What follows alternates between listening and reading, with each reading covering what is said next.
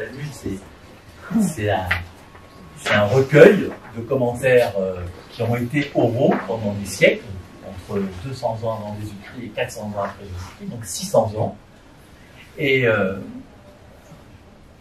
l'idée, c'est qu'il y a eu un message qui a été envoyé, qui a été révélé sur le mont Sinaï, et ce message, il a été révélé. Alors, il y avait les 10 commandements, mais il y avait tous les commentaires de cette loi révélée qui ont été donnés oralement. Et il était interdit de les écrire, parce que on considérait qu'écrire une chose, c'était la figer. Si elle la figeait, eh ben, elle n'était plus vivante. Hein, toujours cette histoire, hein, c'est la névrose du judaïsme. Hein, toujours la vie, la peur de la mort, et faire que les choses puissent rester vivantes. Donc, en fait, il était interdit d'écrire les textes. Et c'est quand, après la destruction du temple, du premier temple en 585 avant Jésus-Christ et le deuxième en 70 après Jésus-Christ, et ce n'est même que pratiquement au IIe siècle, les rabbins ont dit on va disparaître et il ne va rien rester de cet enseignement. Et à ce moment-là, il a été autorisé d'écrire tout cet enseignement oral. Et comme c'était oral, et c'est pour ça que c'est passionnant, il y avait des tas d'opinions qui étaient complètement contraires les unes aux autres. Et tout ça a été repris. Donc quand on étudie ces textes, on voit que ce qui intéresse les maîtres de l'époque, c'était les questions, les réponses, pas tellement. Hein, c'était les questions. Et à chaque fois qu'on abordait une réponse, tout de suite on la remettait en pause pour repasser donc à une autre question. Donc c'est toute une méthode de travail et de réflexion. Et alors, des fois c'est écrit en hébreu et des fois c'est écrit en araméen. Alors là, on est dans un traité particulier qui s'appelle Ketuvot. Ketuvot, ça veut dire les contrats, les écrits.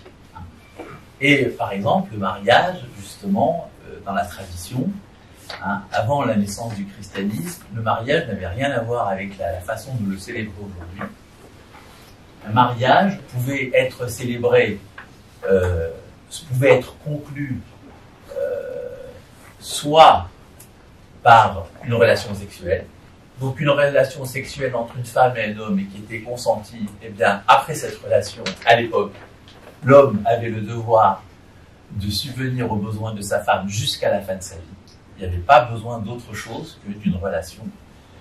La deuxième façon, c'était avec un acte public, c'est-à-dire devant 2 témoins, en remettant une bague, qui veut dire, on a choisi tous les deux d'unir nos vies. Et la troisième, c'est le contrat, qui est resté jusqu'aujourd'hui, qui s'appelle une ketouba. Ketouba, c'est le pluriel de ketouba, c'est un écrit. Et qu'est-ce qu'il y a écrit dans ce contrat de mariage? Ce que l'homme doit donner à la femme en cas de séparation.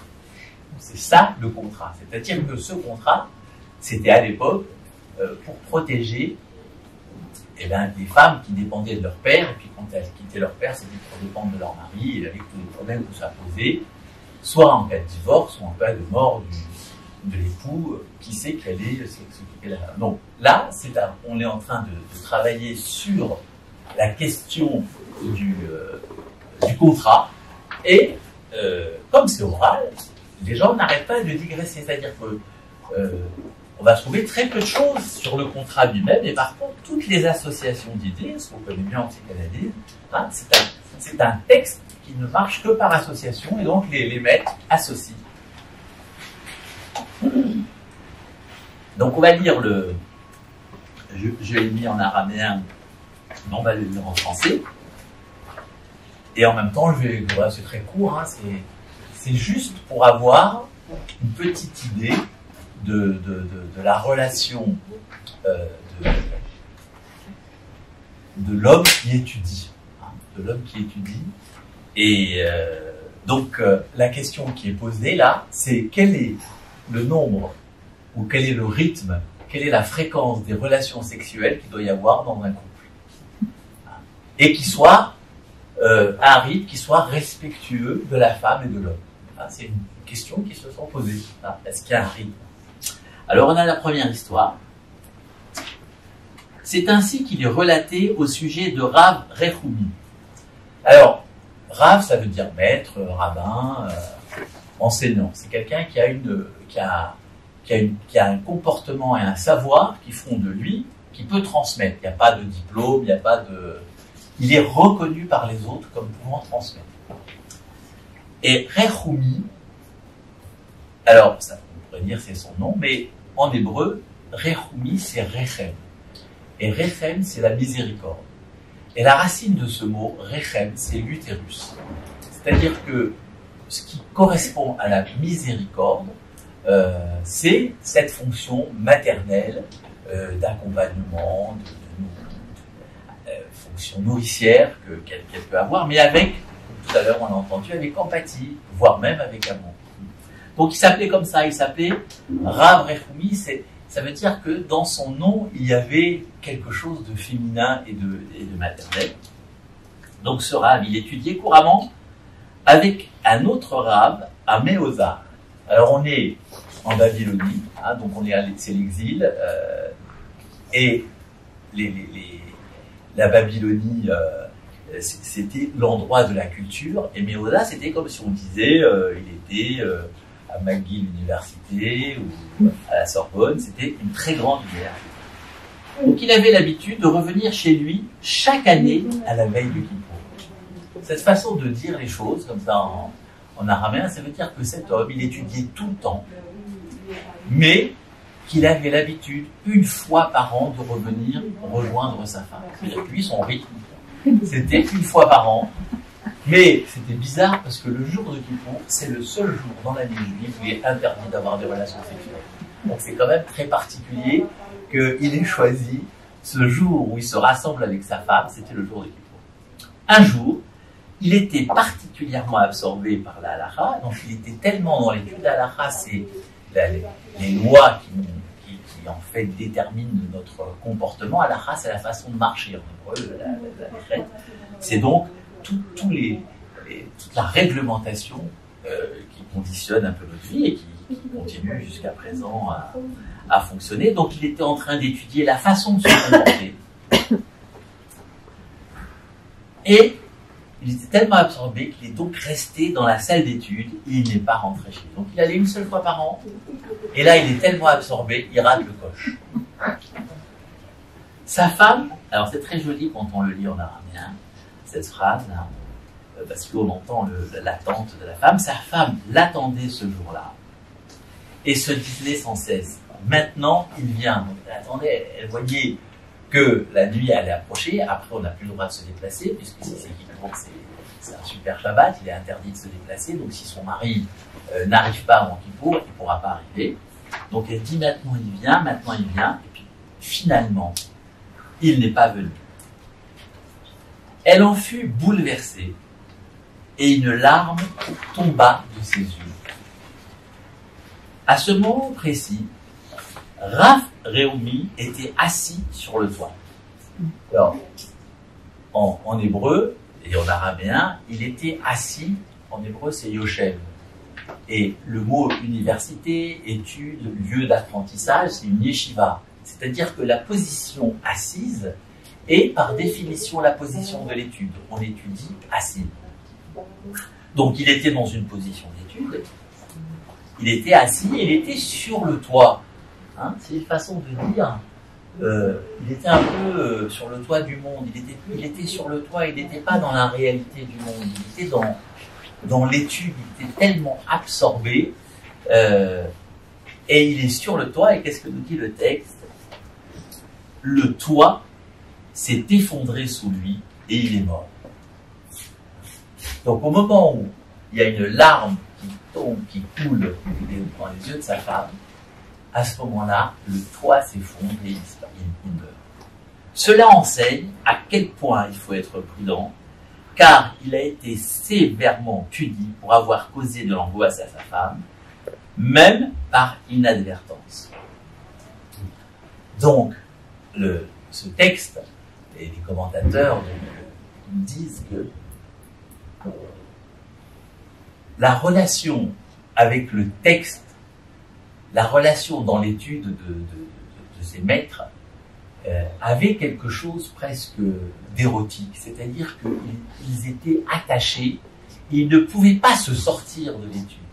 Ils étaient complètement en dehors du réel. Et le texte vient dire, attention, il met une limite à l'étude en disant il y a le réel c'est l'humanité, il y a ta femme qui est là et qui t'attend, et tu risques, en étant complètement obnubilé par cet amour, et souvent, et tout ce qui est lié à l'étude, c'est comme en français, c'est féminin. C'est féminin, il y a un rapport entre le masculin et le féminin, et le rapport entre l'étude du texte, ou certaines fêtes, par exemple, ou même la Torah, enfin tout ça, représente le monde féminin, et l'homme passe sa vie à essayer de découvrir ce monde féminin, qui en vérité est un mystère.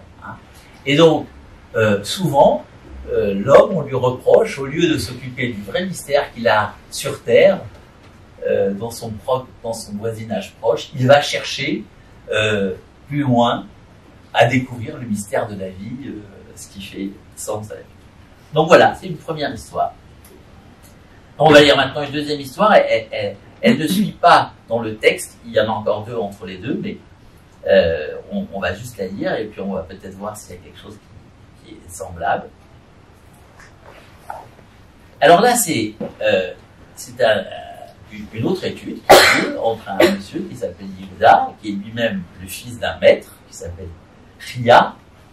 Ria, tous les mots, tous les noms ont toujours un sens, et on passe notre vie à chercher dans l'origine du mot l'histoire, parce qu'il y a toujours une histoire. À l'époque, il n'y avait pas des noms de famille, il n'y avait que des prénoms. Et Ria, ça veut dire la vie. Donc c'était un maître qui portait la vie. Mais il étudiait pas seulement avec son maître, ce monsieur Yehuda, mais il étudiait aussi avec un autre maître qui s'appelait Yanaï. Et ce maître, il se trouve que c'était le beau-père de l'élève. Donc il étudiait avec deux maîtres, dont un était son beau-père. Donc il allait s'asseoir dans la salle d'études, et à chaque veille de Shabbat, au crépuscule, il venait chez lui. Donc là, le rythme de relations sexuelles, bien qu'on ne parle pas de sexe, mais tout le monde est bien d'accord que c'est tout ça dont on parle. Lui, il allait rejoindre sa femme tous les vendredis, comme la tradition l'enseigne. On peut avoir des relations tous les jours et toutes les nuits avec son épouse, entre donc le mari et l'époux et l'épouse, mais le Shabbat, c'est encouragé, c'est une bonne chose parce que ça augmente l'harmonie du monde. Plus un homme et une femme se rencontrent dans l'harmonie, et plus on réussit le projet divin qui est le projet de l'harmonie, qui est fondé sur la notion du masculin et du féminin.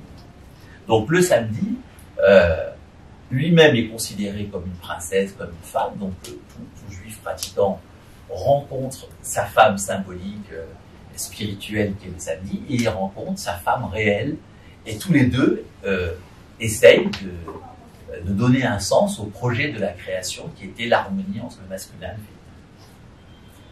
Alors donc lui, c'était tous les vendredis, il arrêtait d'étudier et puis il rentrait chez lui. Quand il viendrait, Rabbi Yanaï verrait une colonne de feu le précéder en raison de sa sainteté. Donc, la colonne de feu, ça fait référence à un épisode qui a eu lieu qui est raconté dans la Bible, où lorsque les Hébreux ont quitté l'Égypte, ils ont traversé le désert, et dans le désert, il n'y avait pas de GPS à l'époque, donc il y avait une colonne, une nuée qui le matin les accompagnait et leur montrait la direction pour aller se diriger. D'ailleurs, c'est un GPS qui n'a pas tellement marché, puisqu'ils ont mis 40 ans alors qu'ils auraient pu le faire en 2 semaines. Donc, en tout cas, ils ont mis 40 ans en suivant cette nuée, et la nuit, il y avait une colonne de feu qui était de la lumière. Autrement dit, c'est une présence spirituelle. Cet homme avait une telle spiritualité que on voyait qu'il était accompagné, il rayonnait, il irradiait. Donc, c'est ce que veut dire ce texte, en raison de sa sainteté. Un jour, il était absorbé par la halakha, donc là aussi, il est tellement pris dans l'étude, et toujours cette étude de comment se comporter, de comment être, des lois de la vie. Il est resté dans la salle d'étude, et il n'est pas rentré chez lui. Tellement absorbé, il ne rentre pas. Lorsque Rabbi Yanaï ne vit pas ce signe qui le précédait, Donc son beau-père, qui avait l'habitude de savoir qu'il était dans le coin parce que l'irradiation était là, c'est-à-dire qu'il y avait de la lumière qui était là, et donc il se disait, mon gendre est là, et il n'a pas senti cette irradiation, il a dit, je le sens pas, il se passe quelque chose. Et il dit à la famille, retournez son lit, comme on le fait en période de deuil. Parce qu'à l'époque, lorsqu'une personne mourait, eh bien, on retournait le lit. C'est-à-dire qu'on ne pouvait pas utiliser dans la nuit le lit d'une personne qui était morte. Il fallait un temps, comme dans les EHPAD, normalement, éthiquement, en tout cas, je conseille que quand quelqu'un meurt, on laisse un petit temps, que tout de suite, on ne remplisse pas le lit par quelqu'un d'autre. Comme ça, il y a un peu de temps on s'y passe. Et donc là, il dit, j'ai pas vu la lumière. En réalité, il a pensé tout de suite que s'il n'a pas vu la lumière, il était mort. Et donc, il a fait ce geste qui se faisait à l'époque. Donc, puisqu'il a dû mourir, pensant que si Yehuda était vivant, il n'aurait pas loupé son intervalle. Tout à l'heure, on a parlé de venir sonner tous les soirs dans le 15e à la même heure. C'est-à-dire que ce rendez-vous, il est sacré. Il y a quelque chose c'est un rituel qui sacralise un moment. Et c'est ce qu'il dit. Il dit si je n'ai pas senti ça, c'est que le sacré, le rituel n'a pas été suivi. Donc, manquer son intervalle pour les relations conjugales. Et il serait certainement revenu à la maison. Ce qu'il est devenu comme une erreur qui vient d'un chef. Et alors là, c'est très, très étonnant, parce que lorsque on donne une interprétation, il faut absolument citer ses sources.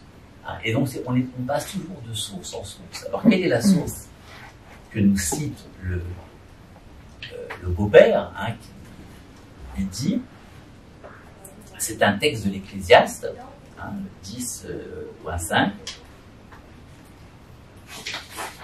Voici un mal que j'ai vu sous le soleil, aussi grand qu'une erreur commise par un souverain. C'est-à-dire que lorsque quelqu'un a une représentation, a une lumière, a une fonction, a une telle puissance, a un charisme, si lui, il fait une faute, même sans le faire exprès, eh bien, ce n'est pas considéré comme une faute involontaire, c'est considéré comme une catastrophe. Et il est puni. C'est-à-dire que, vous voyez, dans ces deux petites histoires, deux hommes meurent parce que ils ont pris dans leur étude, ils ont oublié la réalité, ils ont oublié leur étude. Et donc c'était maintenant pour faire un peu le lien avec notre thème. Là, c'était plutôt le contraire de l'amour. C'est-à-dire que l'homme est avec sa maîtresse c'est l'étude. Et il est plus avec sa maîtresse qu'avec sa femme. Et même si c'est une maîtresse qui va pas entraîner les réactions, les foudres de la société, parce que c'est l'étude. Mais ce qui est intéressant dans tous ces commentaires de cette petite phrase-là, c'est de faire attention que même l'étude, il faut savoir s'arrêter. Il faut savoir s'arrêter et laisser la place à la vraie vie. Parce que le but de l'étude et la race, c'est de réussir sa vie, mais pas de l'éviter. Donc, et dans la tradition, l'amour, puisque c'est le sujet de notre aujourd'hui, c'est surtout très bien décrit au XIIe, XIIIe siècle par les kabbalistes, c'est-à-dire le judaïsme. C'est ce que je vous expliquais tout à l'heure. Paradoxalement, le féminin, c'est la loi, c'est le droit. Alors tout à l'heure, je vous ai dit que c'était l'utérus, oui, mais c'est le féminin qui donne la loi. Et le féminin, c'est ce qui reçoit. Et le masculin, c'est ce qui donne, et c'est ce qui est la générosité. Et l'équilibre, c'est la rencontre, c'est-à-dire que celui qui reçoit, il reçoit ce qu'il a envie, pas ce que seulement la personne veut donner. Et que celui qui donne, il donne ce que la personne attend, et celui qui reçoit, il reçoit la personne telle qu'elle est attendue d'être reçue. Et c'est ça qu'on appelle l'harmonie. Le principe, alors ce qui est très intéressant, c'est qu'au XIIIe siècle, aujourd'hui on parle de genre, on va faire une communication là-dessus le mois de février, c'est que le féminin est séparé du féminin anatomique. Incroyable au XIIIe siècle. Mais bon, Freud le disait aussi, même sûrement qu'il avait lu ces textes de la mystique, puisqu'il y a en chacun de nous du masculin et du féminin. Et on peut être homme anatomiquement et avoir plus de féminin en soi, et être femme anatomiquement et avoir plus de masculin en soi. Mais que ce qui est important, c'est que ces deux fonctions se rencontrent dans la juste mesure. Et c'est ça qui permet que le monde fonctionne, et c'est sur ce principe, selon les mystiques, que le monde a été créé. Sur cette rencontre entre le masculin et le féminin, une rencontre harmonieuse. Je vous remercie.